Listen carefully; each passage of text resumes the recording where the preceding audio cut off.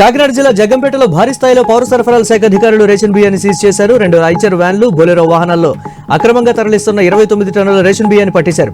Ration ముఠా సభ్యుల నుంచి డిఎస్ఓ సత్యనారాయణ రాజు వివరాలు సేకరించారు.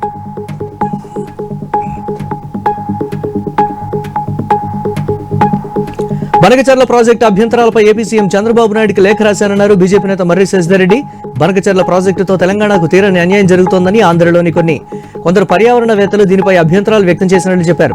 ప్రాజెక్టు తెల్ల ఏనుగులా మారకుండా 4 వాటర్ కాన్సెప్టును ఇరు రాష్ట్రాల సీఎంలు అనుసరించాలని కోరారు.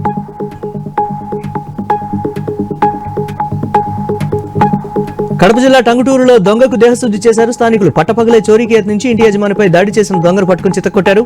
దొంగ దువ్వూరు మండలం జిల్లెల గ్రామానికి చెందిన మహమ్మద్ రఫీగా గుర్తించారు.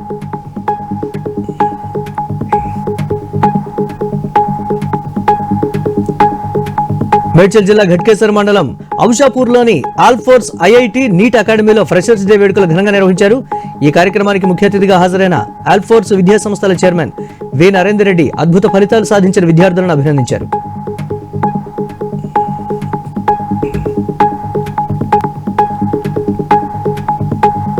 మరమగ్గ కార్మికులకు ఉచిత విద్యుత్ 500 యూనిట్లు ఇచ్చి సీఎం చంద్రబాబు మాట నిలబెట్టుకున్నారని నగరి ఎమ్మెల్యే గాలి భానుప్రకాష్ అన్నారు.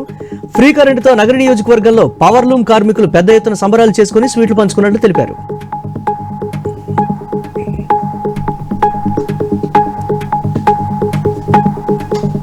జాతీయ చేనేత దినోత్సవం పురస్కరించుకుని నేతన్నలకు శుభాకాంక్షలు తెలిపారు. ఏపీ మాజీ సీఎం వైసీపీ అధినేత జగన్ రాష్ట్రపతి ద్రౌపది ముర్ము చేతుల మీదుగా Sant Kabir award, national handloom అవార్డులు అందుకోనున్న వారికి అభినందనలు తెలిపారు.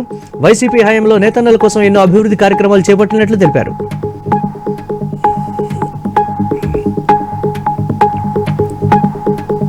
ఆరేళ్ల బాలికపై లైంగిక దాడి కేసులో 70 ఏళ్ల వృద్ధుడికి 20 ఏళ్ల జైలు శిక్ష పడింది. ఈ ఘటన వైరా మండలంలో చోటు చేసుకుంది. పోక్సో కేసులో బాధిత బాలిక కుటుంబానికి 7.75 లక్షల పరిహారం చెల్లించాలని న్యాయమూర్తి ఆదేశించారు.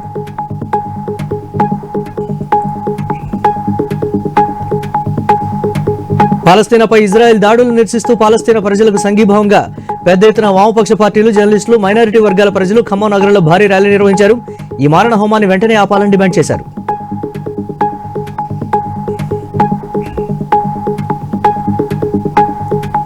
కామారెడ్డి జిల్లా బాన్సువాడలో పేకాట స్థావరంపై పోలీసులు దాడి చేశారు. 5 పేకాట రాయుళ్లను అరెస్టు చేసి వారి నుంచి 13,000 నగదు స్వాధీనం చేసుకున్నారు.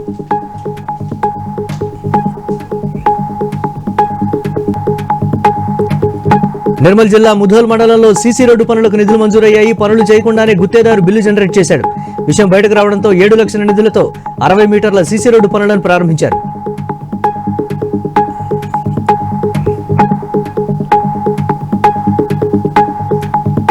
నిర్మల్ జిల్లా భైంసా పట్టణంలోని వాసవి హైస్కూల్ యాజమాన్యంతో విద్యార్థుల తల్లిదండ్రులు వాగ్వాదానికి దిగారు. లక్షల్లో ఫీజులు తీసుకుంటూ విద్యార్థులను ఇబ్బంది పెట్టడంపై ఆందోళన చేశారు.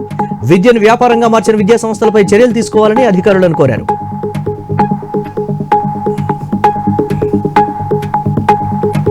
మహబూబాబాద్ జిల్లా డోర్నకల్లో 40 ఏళ్లుగా సేవలందిస్తున్న డీసీసీ బ్యాంక్ త్వరలో బ్యాంకు ఇందిరానగర్లో ఉన్న నూతన భవనానికి మారుస్తున్నట్లు బ్యాంకు మేనేజర్ అయూబ్ తెలిపారు.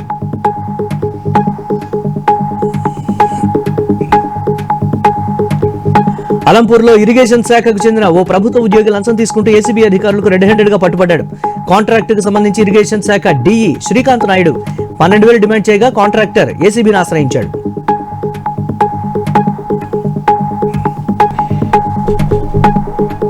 హైదరాబాద్లోని ఆమ్ ఆద్మీ పార్టీ రాష్ట్ర కార్యాలయంలో సమావేశం నిర్వహించారు. ఈసారి రిజర్వేషన్ పై ఎక్స్ పోస్టులతో సరిపెట్టకుండా పార్లమెంట్లో కాంగ్రెస్ ఎంపీలు గళం విప్పాలని సూచించారు.